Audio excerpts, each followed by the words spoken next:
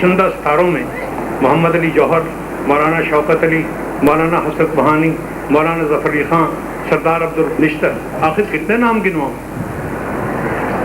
اس روشن درخشاں سلسلے کے دوام کی ایک صورت یہ بھی ہے کہ اس میں بہت سے ناموروں کے ساتھ مظہر عارف ان بزرگوں کی وراثت کو مستقبل میں جاری اور ساری رکھنے کے لیے کامیاب کوشش کرتے نظر آتے ہیں۔ ان بزرگوں کے شعر و سخن سے لگاؤ اور تعلق تو اپنی جگہ، لیکن ان بزرگوں کی اہم ترین قدر مشترک یہ ہے کہ ان بزرگوں کی سوچ اور عمل کا محور حضور سرور کائنات محمد مصطفیٰ صلی اللہ علیہ وآلہ وسلم کے ساتھ ان کی والہانہ عقیدت اور محبت ہے۔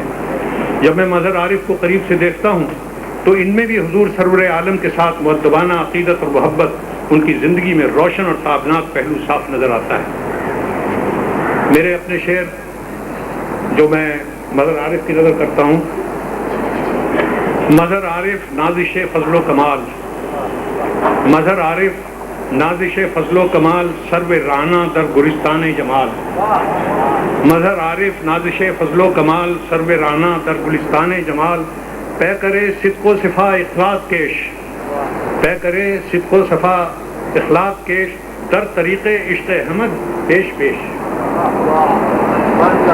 خواتین و حضرات، آپ یہ جان کر یقیناً خوش ہوں گے کہ ان کا ایک اور مجموعہ جو نعتوں اور سلاموں سے مزین ہے انشاءاللہ جلد آپ کی خدمت میں پیش کیا جا سکے گا۔ جب ہم نے انہیں پہل اپنی ہفتہ وار نوجوان علی بزرگوں کی محفل میں دیکھا تو ایسا لگا کہ غالباً تحصیلدار صاحب کے پیشکار ہوں گے جو اب پینشن یافتہ ہو گئے ہیں۔ معلوم ہوا نہیں صاحب، یہ ایک بین الاقوامی بہت بڑے بینک کے اعلیٰ عہدے سے کامیاب خدمت انجام دینے کے بعد ہم نوجوان بزرگوں سے ملے ہیں۔ معلوم نہیں کیوں جب میں ان کو دیکھتا ہوں مجھے جناب اصغر گونڈوی یاد آتے ہیں۔ کچھ قدر مشترک ان میں ضرور ہے، کچھ صوفیانہ انداز، ذاتی تشہیر سے بے نیاز۔ اصغر کی ایک مشہور غزل کا مقطع ہے: اصغر سے ملے لیکن اصغر کو نہیں دیکھا، اصغر سے ملے لیکن اصغر کو نہیں دیکھا، اشعار میں سنتے ہیں کچھ کچھ وہ نمایاں ہے۔ اور یوں بے اختیار یہ کہنے کو جی چاہتا ہے: مظہر سے ملے لیکن مظہر کو نہیں دیکھا، مظہر سے ملے لیکن مظہر کو نہیں دیکھا، اشعار میں جب دیکھا سب کچھ ہی نمایاں ہے۔ نصف صدی سے زیادہ کی مشق سخن کے بعد پہلا مجموعہ کلام کی اشاعت، ایسی بھی کیا قلندری۔ ذاتی تشہیر سے بے پرواہ ہونا الگ بات ہے، لیکن ایک بے بہا خزانہ علم و ادب کو تشکیل دینا اور اسے دنیا ادب سے چھپا کر رکھنا یہ بھی کوئی قلندری ہے۔ عارف نے اصل میں چکی کی مشقت کی ہی نہیں، ورنہ وہ اپنے آپ کو بچا کر نکلنے کی کوشش کبھی نہ کرتے۔ البتہ یہ ماننا پڑتا ہے کہ بینکاری کے گرداب میں رہتے ہوئے بھی 2 اور 2 4 کے ساتھ ساتھ قافیہ، ردیف، اوزان اور تختی کی قدر و قیمت ایک منجھے ہوئے بینکار کی طرح ان کے پیش نظر رہی۔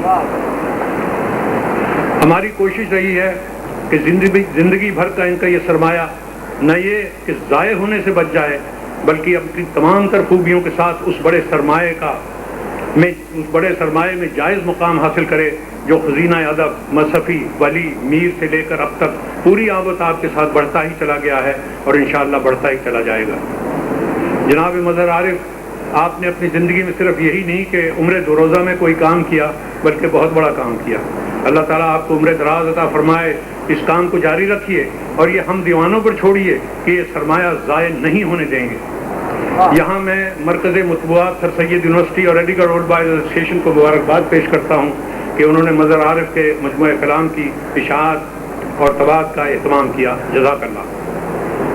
سریر اور سرسر میں ایک مقام پر فرماتے ہیں: لیجئے میں قلم روکتا ہوں۔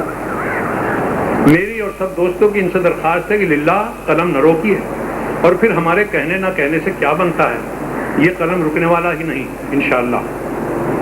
سریر اور سرسر میں میں کون ہوں ہم نفساں کے عنوان سے ان کی تحریر کو کئی بار پڑھا تو معلوم ہوا ان کی نثر بھی ان کی شاعری سے کسی عنوان کم نہیں۔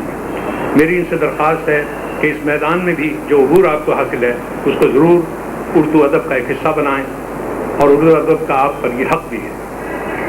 اور صاحبو، شاعری اور نثر نگاری ان کی اردو زبان تک ہی محدود نہیں۔ میں ان کی انگریزی تحریر اور اس کے انداز کو دیکھتا ہوں تو معلوم ہوتا ہے کہ ونسٹن چرچل کی تقریریں انہی سے لکھوائی گئی تھی۔ میرا خود اس سلسلے میں تجربہ ہے کہ میں نے اکثر انگریزی کا کوئی مقالہ تحریر کیا تو ان کی خدمت میں یہ کہہ کر پیش کر دیا کہ حضور غزل تو میں نے کہہ دی ہے، آپ اس کا مطلع ارشاد فرما دیجئے. اور پھر انہوں نے نہ صرف یہ کہ میرے مقالے کی نوک پلک درست کی بلکہ مطلع ایسا کہا کہ پوری غزل میں جان پڑ گئی. تو آپ جب انگریزی اخبار میں میرا کوئی مضمون پڑھیں اس میں زبان کے لحاظ سے اگر کوئی انداز آپ کو پسند آئے تو جان لیجئے کہ پردے کے پیچھے کون ہے. عرصہ ہوا میں مرحوم میر خلیل الرحمان کے ساتھ سعودی عرب کے دورے پر تھا. میر صاحب نے کہا عمر آپ لکھا کیجئے. میں نے کہا اس زبان میں کس زبان میں لکھوں؟ انہوں نے فرمایا جس میں بھی آپ بہتر لکھ سکیں، اردو یا انگریزی. میں نے کہا I am equally bad in both. تو انہوں نے فرمایا کہ دونوں زبانوں میں لکھا کریں. جہاں تک مظہر بھائی کا تعلق ہے مجھے یہ کہتے ہوئے قطعاً عار نہیں کہ he is good not only in Urdu poetry and prose but equally good in English. اللہ جس کو چاہے نواز دے. اور ہاں ان کی بے شمار خوبیوں میں ان کا موسیقی پر عبور، اس کا ذکر نہ کرنا کسی طرح مناسب نہیں ہوگا. ماشاءاللہ ان کو اگر آفتاب موسیقی نہ بھی کہا جائے تو مہتاب موسیقی تو کہنا ہی پڑتا ہے. یوں بھی آفتاب کی تمازت تو ویسے بھی ان میں موجود نہیں، البتہ مہتاب کی ٹھنڈی روشنی ان کی شخصیت کا خاصہ ہے. اور ویسے بھی آفتاب موسیقی کا خطاب ان کو دینا مناسب نہیں کہ موسیقی پر عبور نہ ہوتے ہوئے بھی آفتاب بھائی کے خفا ہونے کا اندیشہ ہے. یہ وجہ ہے کہ انہوں نے غنا کی بنیادی تقاضوں کو شاعری اور موسیقی دونوں لحاظ سے نظر انداز نہیں کیا. جب ہم موسیقی کی دھنوں میں ان کے خوبصورت اشعار سنتے ہیں تو مشکل میں پڑ جاتے ہیں کہ شعروں کی داد دے یا ان کی موسیقی.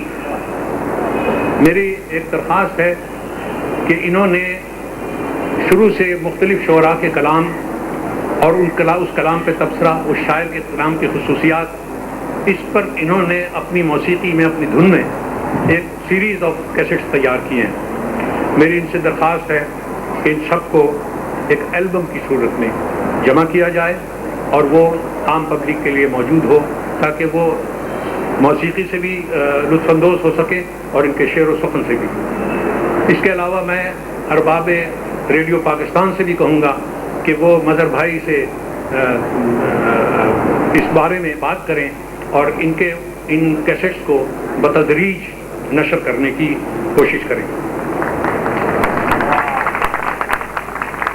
ان کے مطابق ان کی غزلوں پر جب نظر ڈالتے ہیں تو احساس پیش در پیش راستوں سے گزرتا نظر آتا ہے، مگر میں نے ان کو بہت قریب سے دیکھا ہے کہ ان کی زندگی اور ان کی سوچ میں قطعاً کوئی پیش نہیں.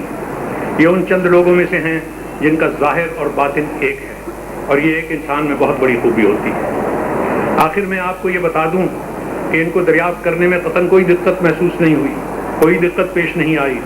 اموبا کے ہفتہ وار نشستوں میں یہ ایسے کھل گئے، نہ صرف ان کی عمدہ شاعری کے خد و خال بلکہ ان کی اپنی شخصیت نکھر کر پوری آب و تاب سے جگمگاتی ہوئی سامنے آتی چلی گئی.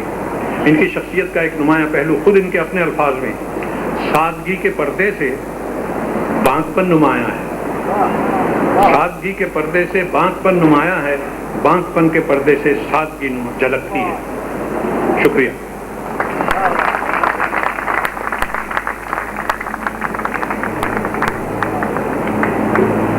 معزز خواتین و حضرات، آپ نے دیکھا کہ صاحب سیف و قلم جب ایک میدان سے دوسرے میدان میں آتے ہیں تو کیا کاٹ دکھاتے ہیں، قلم کی بھی تلوار کی. جنرل صاحب نے فرمایا کہ مظہر عارف صاحب غالباً انگریزی اور اردو دونوں زبانوں پہ عبور رکھتے ہیں. میں سمجھتا ہوں کہ وہ فارسی پہ بھی عبور رکھتے ہیں. مجھے شبہ ہے کہ وہ عربی زبان میں بھی شعر کہہ سکتے ہیں. بہرحال اب میں درخواست کر رہا ہوں جناب ڈاکٹر فرمان فتح پوری صاحب سے کہ وہ تشریف لائیں اور اپنے خیالات کا اظہار کریں.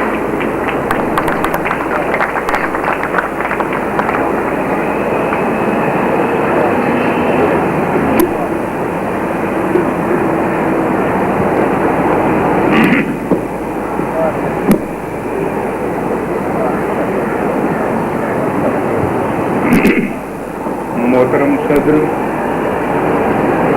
خواتین و حضرات،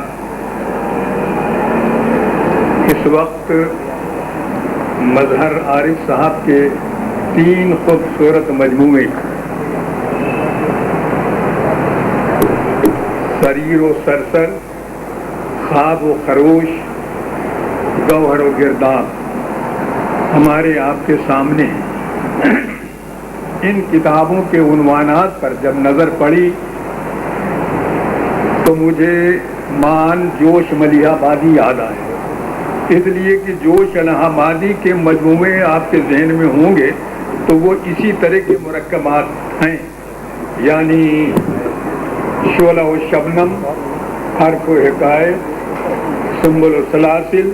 जोश साहब ने दोनों लफ्ज़ों, दोनों कलमों के पहले हर्फ से सौती आहंग पैदा करने की कोशिश की है। बिल्कुल यही मुझे मजहर साहब के कलाम में कि शरीर व सरसर, अरखाब व खराश और गौहर व गिरदाब में इन्होंने जो लफ्ज़ रखे हैं बहुत छांट करके और अपनी अंदरूनी आवाज़ को उनमें मुंतकिल करने की कोशिश की है। अब ये कहना कि वो किस तरह के शायर हैं, कैसे शायर हैं, असल में यही बात मुश्किल है।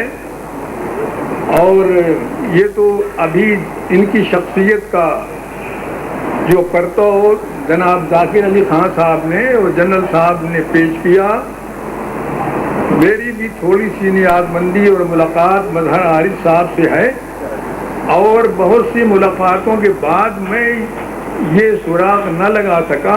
मैं इनके इल्म फजल का कायल हुआ कि ये बहुत बड़े आलिम स्कॉलर हैं और मुख्तलिफ ज़बानों के साथ साथ मुख्तलिफ उलूम व फ़नून पर गहरी नज़र रखते हैं, लेकिन ये शायर भी हैं क्योंकि इनमें कोई ऐसी अलामत नहीं थी जिसके बारे में वो काबिल अजमेरी का शेर बहुत मशहूर है कि जुनू को लोग तमाशा बनाए फिरते हैं,